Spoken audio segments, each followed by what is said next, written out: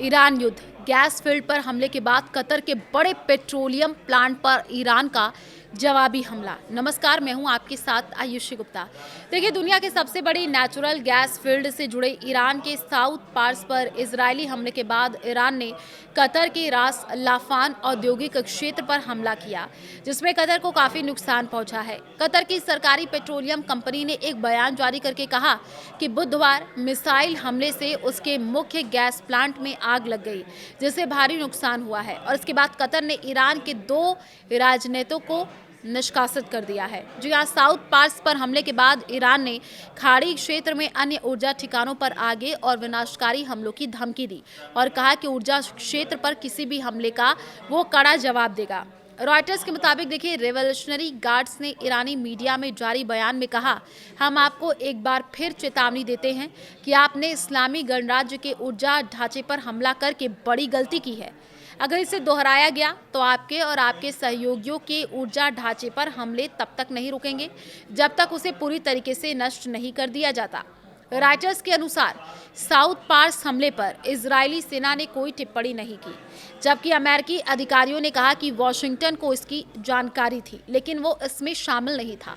Saudi अरब ने भी कहा कि उसने पूर्वी इलाके में ऊर्जा ढांचे को निशाना बना करके भेजे गए ड्रोन को मार गिराया। वहीं एक बैलिस्टिक मिसाइल का मलबा रियाद के दक्षिण में एक रिफाइनरी के पास गिरा।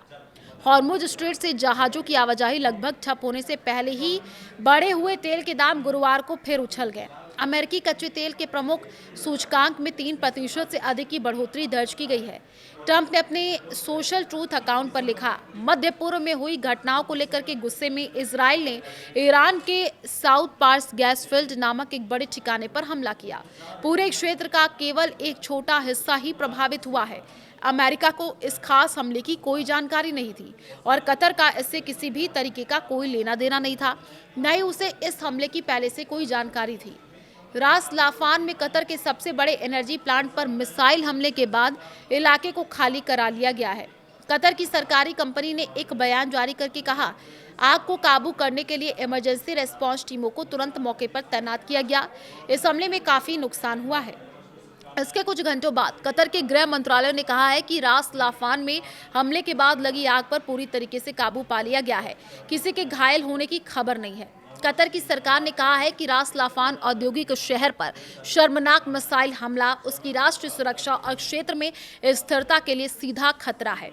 तो कतर के विदेश मंत्रालय ने सोशल मीडिया पर लिखा है कि ईरानी पक्ष अपनी तनाव बढ़ाने वाली नीतियां जारी रखे हुए है, जो क्षेत्र को खतरनाक स्थिति की ओर धकेल रही है और इस संकट का हिस्सा नहीं रहे देशों को भी संघर्ष के दायरे में ला रही है।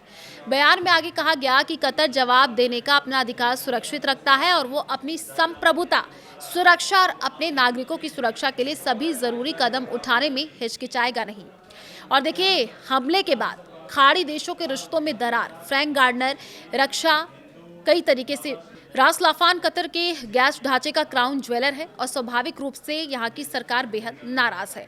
करीब 18 दिन पहले जंग शुरू होने तक कतर के खाड़ी पार स्थित अपने पड़ोसी इस्लामी गणराज्य के साथ संबंध आमतौर पर अच्छे थे। दोनों देशों ने साउथ पास गैस फील्ड को मिलकर के साझा किया है, जिससे इस छोटे खाड़ी देश को अभूतपूर्व आर्थिक समृद्धि तक पहुंचाया है। कतर के मंत्री तेहरान का दौरा कर चुके हैं और कतर उन देशों में शामिल रहा है जिसने इस युद्ध का विरोध किया था।